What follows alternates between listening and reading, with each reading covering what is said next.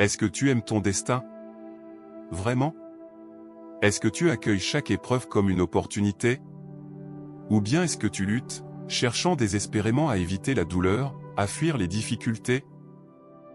Vois-tu, la vie n'est pas une ligne droite. C'est un chemin tortueux, rempli d'embûches, d'obstacles, d'injustices parfois. Mais je vais te dire quelque chose, tu as le choix.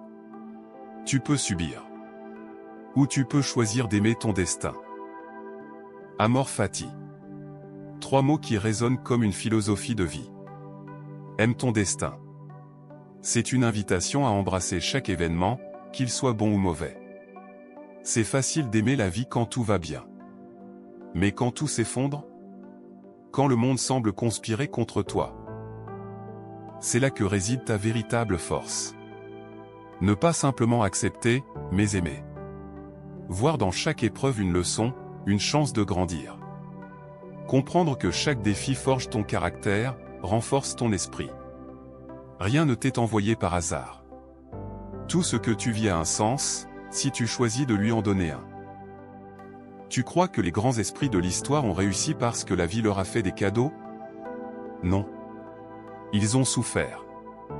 Ils ont été mis à l'épreuve. Mais ils ont transformé leur souffrance en sagesse, leur douleur en force. Regarde Marc Aurèle, empereur et philosophe. Il était accablé par la guerre, la maladie, la trahison. Mais il écrivait dans ses méditations, « Que la force me soit donnée d'accepter ce que je ne peux changer, le courage de changer ce que je peux, et la sagesse d'en connaître la différence. » Regarde Nelson Mandela, enfermé pendant 27 ans. Il aurait pu sortir amer, brisé, consumé par la haine.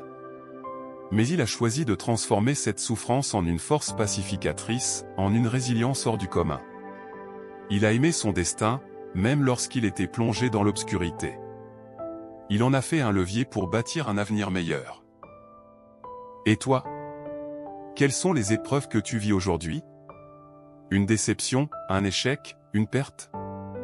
Ressens-les pleinement. Ne les évite pas. Et puis, regarde-les autrement. Que peuvent-elles t'apprendre? Comment peuvent-elles faire de toi une meilleure version de toi-même? Le stoïcisme ne te dit pas d'être insensible.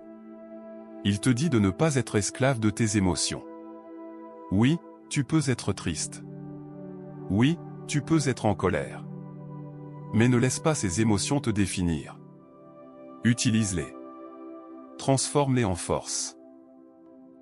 Rappelle-toi que chaque défi porte en lui une opportunité cachée. Ce qui te semble être une impasse aujourd'hui peut devenir la source de ta plus grande réussite demain. Steve Jobs, rejeté de sa propre entreprise, aurait pu abandonner.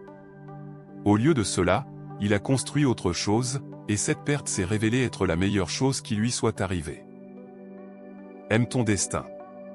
Pas seulement les moments de bonheur, mais aussi les chutes, les épreuves, les déceptions. Parce que c'est là que tu grandis. C'est là que tu deviens réellement libre. Alors, la prochaine fois que la vie te mettra à l'épreuve, n'oublie pas, ce n'est pas une punition, c'est une occasion. L'occasion de montrer qui tu es. L'occasion de transformer l'obstacle en tremplin. L'occasion d'aimer pleinement, radicalement, ton destin. Amor fati. Et avance.